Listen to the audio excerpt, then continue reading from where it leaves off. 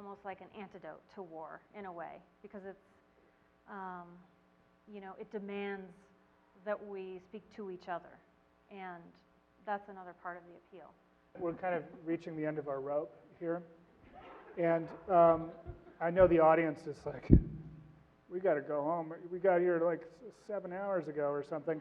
But I do want to take a moment and just say Trump. Because I haven't said his name all night. And, Wrong. And the election's in 2 weeks. And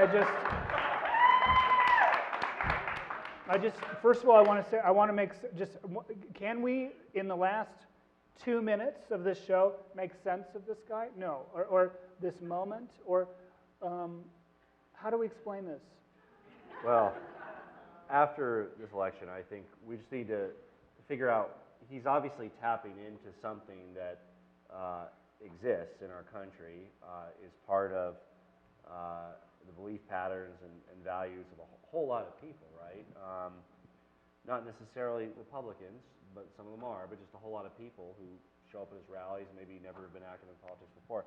And we need to sort of diagnose and address this sort of latent anxiety in our country after the election. So I think we need to have that discussion. Yeah. We have to make sure that it isn't so resurgent that it is in a governing position. But then we do need to, it's not to be ignored. I mean, obviously there is a lot of anxiety for the changes that have been wrought in the last century, whether it's changes in the social sector, same-sex marriage, choice for women, equal rights for women, changes in the economic sector with the decline of manufacturing in the Rust Belt in the Midwest.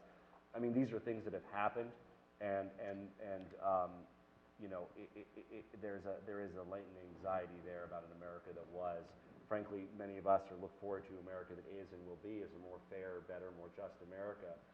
But it doesn't mean there aren't those that still pine for the old days, and I think that's really what we have to analyze and address. I wonder if you can offer sort of a Buddhist perspective on this. Would that be useful? Well, I don't mean to put you on the spot. I just sent in my vote, and absentee valid today, and I hope it comes to be the one who I actually voted for. Rocky De La Fuente, right? I mean, Huh? he's gonna be the winner. Rocky. Rocky. You voted for Rocky De La Fuente for president? No. No, okay. I voted for Hillary. And the reason why I voted for Hillary is because I think she would think before she does anything, and will actually think before she says anything. And with the Trump, I don't know. I could say that. So as long as actually a power of thinking is valuable, and power of thinking is, you know, asset for a human being before one does anything, I think, you know, Hillary is a much more of a better candidate than Trump. And that's been proven over and over in this election time. There you have it. It's interesting because having witnessed this election, I think what the American public and the world, you know, normally craves in these elections is a war of ideas. You know, it's supposed to be about policy and, you know, the differences in policy, and this is really blurred quite a bit over the course of the last year and a half. It's gone to a very primal and emotional level.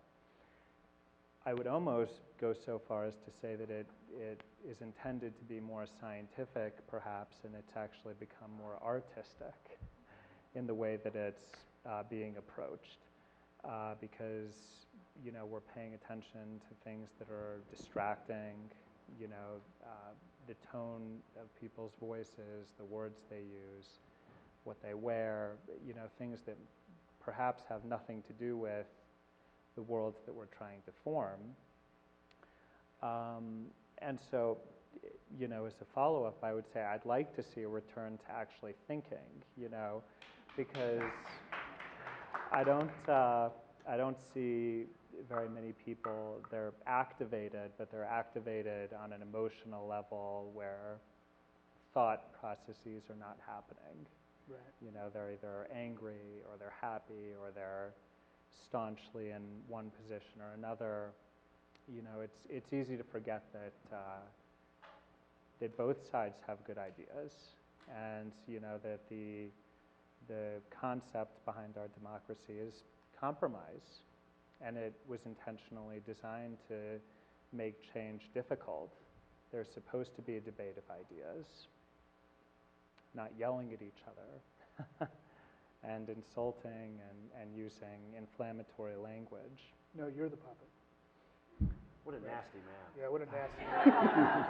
What a nasty puppet. You were telling me backstage how you see hope. I do, and as the woman, the lone woman on stage, I want to say that I actually have never felt so optimistic and excited about our political process. I think that, yeah, I feel really inspired by the absolute resounding rejection of the ideas that Donald Trump is putting forward. I think it's incredible, particularly for women. So I'm excited. I'm very, very happy, and I cannot wait for Hillary to be our first president as a woman.